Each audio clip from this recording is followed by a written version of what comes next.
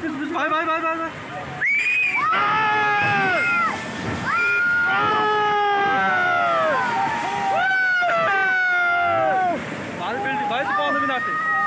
Vai do pão, não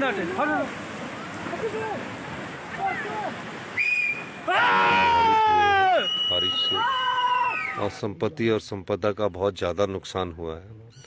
3 दिन से कुल्लू रहने के बावजूद हमने वहाँ 48 घंटे के भीतर बिजली उपलब्ध करवा दी, पानी उपलब्ध करवा दिया और मनाली तक मोबाइल कनेक्टिविटी उपलब्ध करवा दी।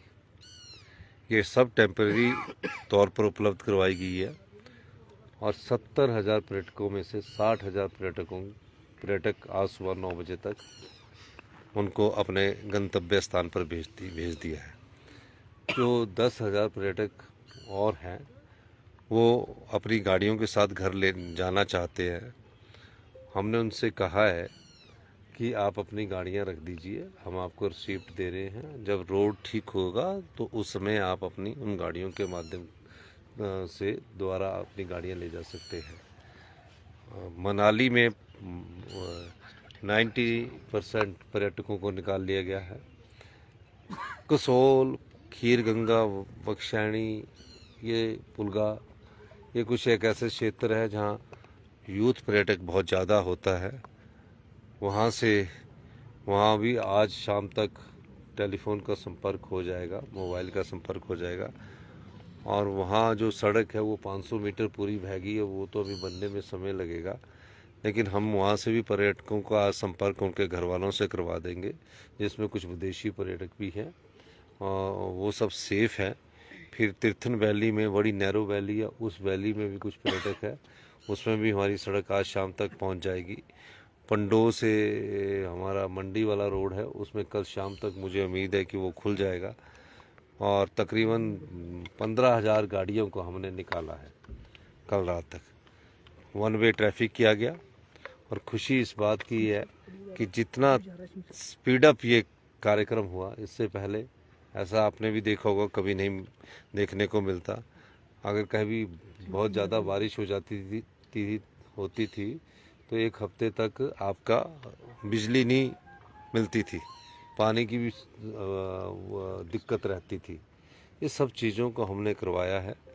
हमारा सबसे पहला कर्तव्य था कि जो बाढ़ में फंसे हुए 150 लोग थे, नगवाई में थे, आलू ग्राउंड में थे, ये थे, सब लोगों को उनको हमने पहले निकाला। फिर दूसरा जो बाहर के प्रदेशों से जो लोग आए थे और देश के बाहर से भी कुछ फॉरेनर आए थे, उनको निकालने का दायित्व था। हम ये कह सकते हैं कि 80% जो बाहर के लोग हैं उनको हमने निकाल दिया है।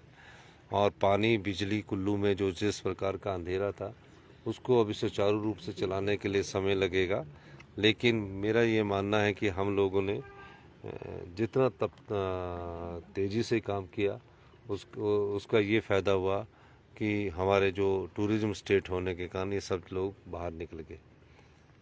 सर कितना नुकसान हुआ है और कितनी डेथ हुई अभी तक सर पता चल पाया है, कोई आंकड़ा है? देखिए 4,000 करोड़ रुपए से ज़्यादा का नुकसान हुआ है और 4,000 करोड़ के बाद अब मैं सचिवालय पहुंचा हूं 4 दिन के बाद।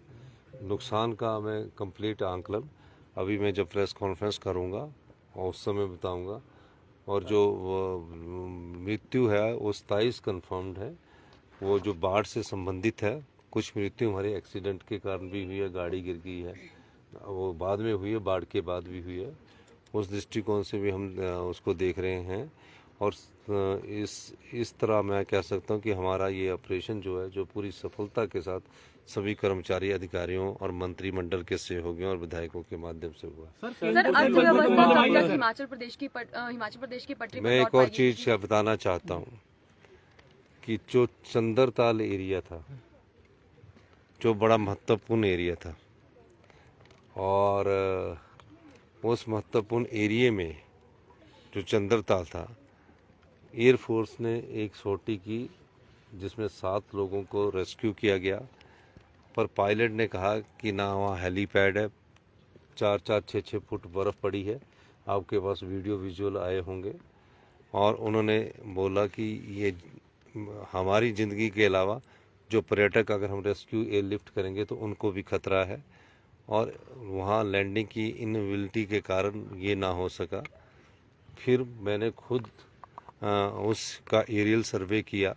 एरियल सर्वे करते हुए मुझे सबसे बड़ी खुशी इस बात की हुई कि हमारे जो रेवेन्यू मिनिस्टर जगत सिंह नेगी है और संजय अवस्थी है, उन्होंने कहा कि हम जाकर निकालते हैं। 2 दिन से वहाँ जेसीबी जा रही थी, जेसीबी थोड़ा काम करती थी, शाम को वापस आ जाते थे। ये बात मैं इसलिए बताना चाहता हूँ जो बड़ी महत्वपूर्ण है।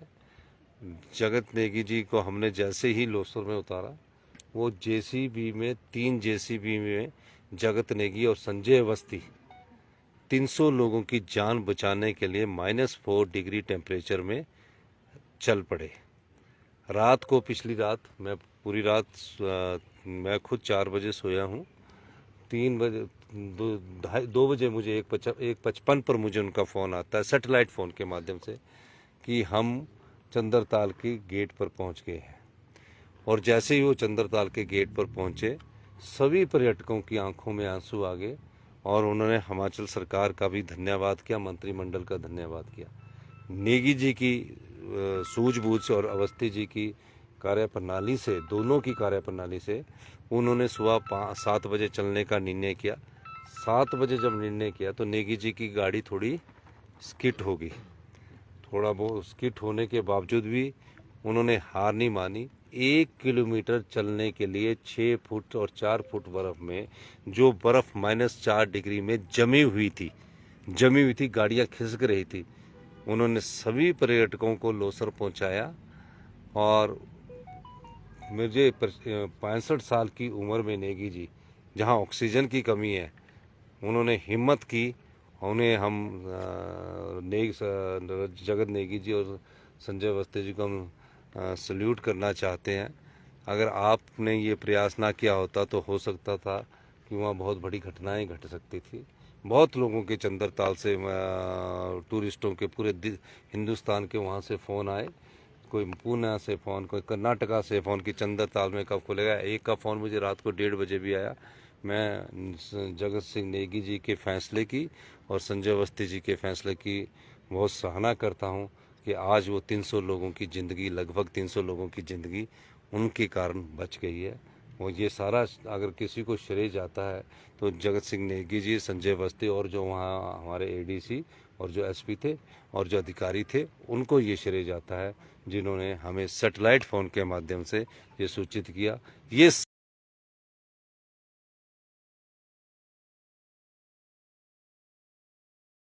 मुश्किल काम था।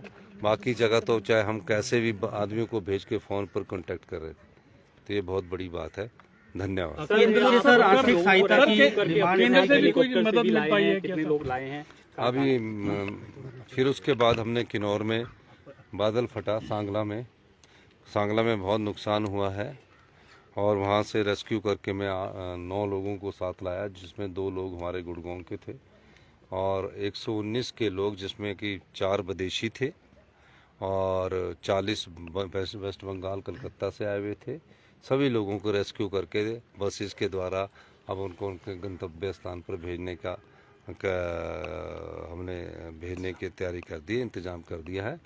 और एक और चीज़ बताऊं, हमने हर जगह सरकारी तंत्र ने जो बेचारे भूखे थे उनके लिए, जैसे डीसी मंडी कुल्लू है, डीसी मंडी है, डीसी अपना बिलासपुर है, सब जगह उनके खाने का इंतज़ाम, फल फ्रूट का इंतज़ाम सरकार की तरफ से किया गया था और हमारा ये प्रयास सफल हुआ है। और 48 घंटे में सब कुछ सुचारू करना